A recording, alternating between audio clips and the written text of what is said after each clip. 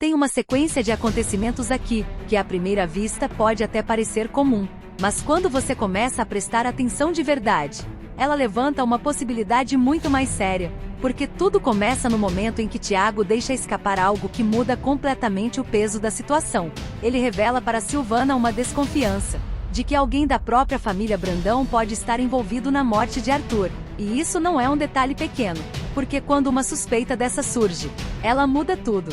O que antes poderia ser visto como algo externo, agora passa a ser interno, familiar, e isso naturalmente altera a forma como cada pessoa passa a olhar para as outras. Ao mesmo tempo, outra peça começa a se mover. Fábia descobre que Ulisses mentiu sobre onde estava na noite da morte do próprio irmão, e esse ponto sozinho já carrega um peso enorme, porque não é qualquer momento. É exatamente o momento mais crítico de toda a história, e quando alguém mente justamente nesse ponto, isso não prova nada por si só, mas também não pode ser ignorado. E Fábia percebe isso, tanto que ela leva essa informação até Dora, deixando claro que existe algo sendo escondido.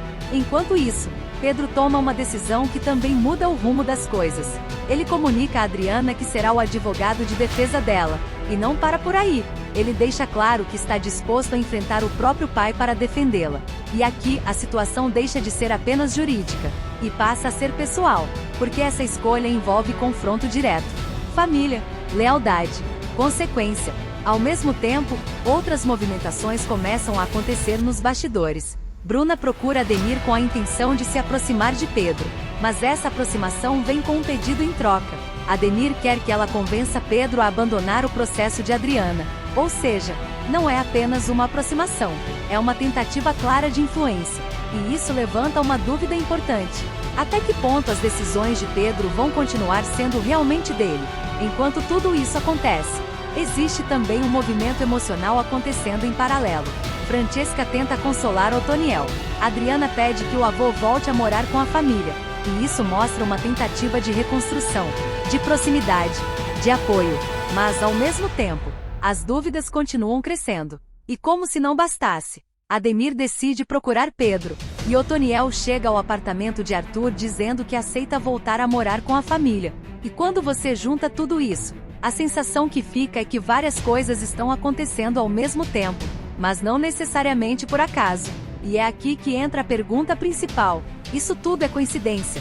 Ou essas movimentações estão conectadas de alguma forma? Quando a suspeita deixa de ser externa, e passa a apontar para dentro da própria família, a história muda completamente de nível, porque não é só sobre descobrir a verdade, é sobre conviver com a possibilidade de que essa verdade esteja muito mais perto do que todos imaginavam, e isso cria um tipo de tensão que não é visível, mas é constante, silenciosa, pesada, porque a partir desse momento, ninguém mais é apenas alguém da família, todo mundo passa a ser uma possibilidade, e isso muda olhares, muda o jeito de falar, muda até o silêncio. Repara bem, quantas vezes em situações assim, o que mais pesa não é o que foi dito, mas o que deixou de ser dito. E é exatamente aí que a tensão começa a crescer de verdade, porque quando a confiança quebra, ela não faz barulho, mas ela muda tudo. Agora vamos entrar no ponto mais delicado até aqui, a mentira de Ulisses, porque não é só uma mentira, é uma escolha, e toda escolha carrega uma intenção.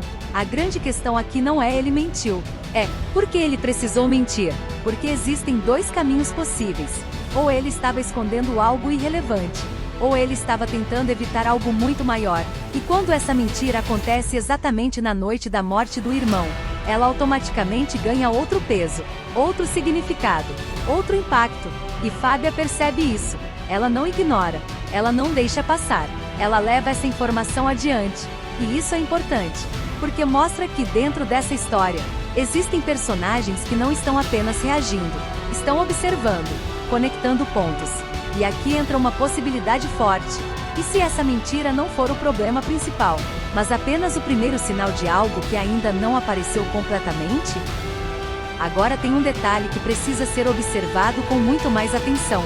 A noite em que tudo aconteceu ainda não foi totalmente esclarecida. E não é porque faltam informações. É porque o que existe não está se encaixando. Porque quando alguém mente em um momento crítico, essa mentira nunca vem sozinha. Ela sempre puxa outras coisas junto. Outras versões, outros silêncios, outras lacunas. E no caso do Ulisses, a questão não é só o que ele disse, é o que ele não conseguiu sustentar, porque uma mentira bem construída se mantém mesmo quando pressionada. Mas quando existem pequenas falhas, pequenas inconsistências, isso mostra que talvez essa história não tenha sido pensada com tanto controle assim. E isso é perigoso, porque quando alguém mente sem controle total, significa que existe tensão, pressão, medo. Agora pensa nisso com calma. Por que alguém estaria nervoso a ponto de não conseguir sustentar uma versão? Existem dois motivos principais. Ou está escondendo algo muito grande, ou foi pego de surpresa por algo que não esperava. E esse segundo ponto quase ninguém está considerando. E se o Ulisses não estava preparado para o que aconteceu naquela noite? E se de alguma forma, ele também foi surpreendido? Isso muda completamente a leitura, porque ele deixa de ser apenas alguém que esconde algo e passa a ser alguém que reagiu a uma situação fora de controle. E quando uma situação sai do controle, as decisões tomadas nesse momento raramente são racionais. São impulsivas. E decisões impulsivas geram consequências imprevisíveis. Agora entra outro ponto importante. Fábia percebeu a mentira. Mas perceber não é o mesmo que entender. Ela identificou a inconsistência. Mas será que ela já entendeu o que isso realmente significa? Porque existe uma diferença grande entre descobrir que alguém mentiu e entender por que essa mentira foi necessária. E é exatamente essa resposta que pode mudar tudo. Dependendo do motivo, Ulisses pode estar muito mais envolvido do que parece ou muito mais perdido do que todos imaginam. E isso cria um cenário instável, porque ninguém ainda tem a peça completa. Só fragmentos. E fragmentos podem ser interpretados de várias formas, e é aí que mora o risco. Quando cada personagem começa a montar sua própria versão da verdade, a história se fragmenta ainda mais. E quanto mais versões existem, mais difícil fica chegar no que realmente aconteceu. Agora observa isso. E se a mentira do Ulisses não for o centro do problema, mas apenas uma reação a algo maior que aconteceu naquela noite? Algo que ainda não foi revelado. Algo que ninguém está considerando. Porque se isso for verdade, então todo mundo pode estar olhando para o lugar errado. E enquanto isso, o verdadeiro ponto da história continua escondido. E quanto mais tempo passa, mais difícil fica de enxergar, porque novas camadas vão sendo criadas, novas distrações aparecem, e o foco se perde. E talvez seja exatamente isso que alguém quer, que o foco se perca, que a atenção fique presa nos detalhes errados, enquanto o que realmente importa continua fora do radar. Agora a pergunta muda completamente.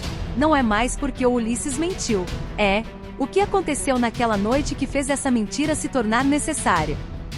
A decisão de Pedro é talvez uma das mais importantes até aqui, porque ela não é confortável, ela não é segura, ela não é neutra.